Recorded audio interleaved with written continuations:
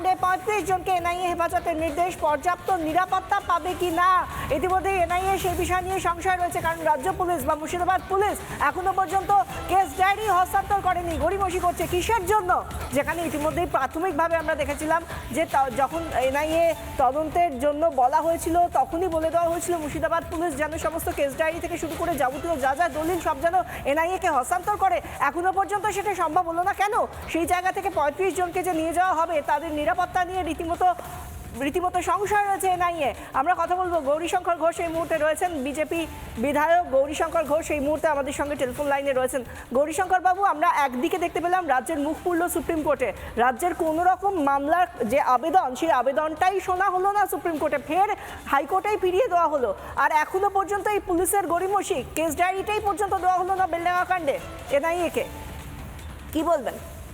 দেখুন, এই রাজ্য সরকার চায় না কোনো অপরাধীর বিচার হোক, কারণ প্রত্যেকটা অপরাধী তৃণমূলের ভোটার বা তৃণমূলের ক্যাডার।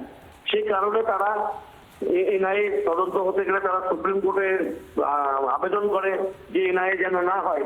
আবার আমরা যাদেরকে গ্রেপ্তার করেছে এনআইএ তাদেরকে হাইকোর্টে পৌঁছাচ্ছে না। এই যে গরিমস, এটা ইচ্ছাকৃত।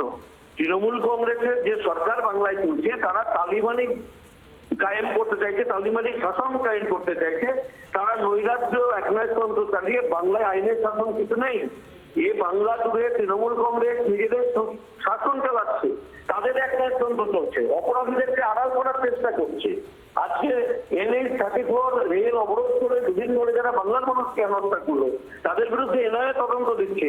আর এ রাজ্য সরকার তথা মমতা ব্যানার্জির সরকার তাদেরকে বাঁচানোর জন্য হাইকোর্ট থেকে সুপ্রিম কোর্টে যাচ্ছে। সুপ্রিম কোর্ট তাদেরকে ফিরিয়ে দিয়েছে, তাদের মুখ খুলেছে, তাদের মুখে আবার ক্ষমা করতে দিয়েছে।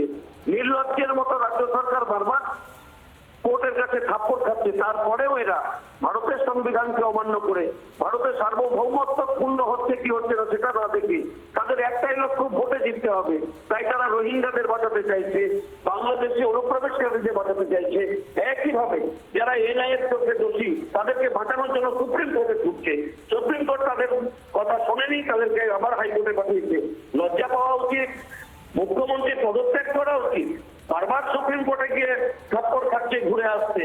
এরা বাংলাটাকে শেষ করে দিয়েছে, এটা বাংলাদেশ করতে চাইছে। বাংলার মানুষ এর বিরুদ্ধে গর্জে উঠেছে। 26-এর নির্বাচনে তৃণমূলকে বুঝিয়ে দেবে বাংলার মানুষ। তৃণমূলকে বিসর্জন দিয়ে তাদের যে লক্ষ্য বাংলাদেশ বানানো, সেই বাংলাদেশ বানানো বন্ধ করবে বাংলার জনতা। ধন্যবাদ গৌরীশঙ্কর বাবু। গৌরীশঙ্কর ঘোষ বিজেপি বিধায়ক আমাদের সঙ্গে টেলিফোন লাইনে ছিলেন। নানা ধরনের কন্টেন্ট দেখার জন্য লাইক করুন, শেয়ার করুন আমাদের ফেসবুক পেজ, সাবস্ক্রাইব করুন আমাদের ইউটিউব চ্যানেল। পাশাপাশি অন্যান্য ব্রেকিং নিউজের জন্য অবশ্যই চোখ রাখুন রিপাবলিক বাংলায়।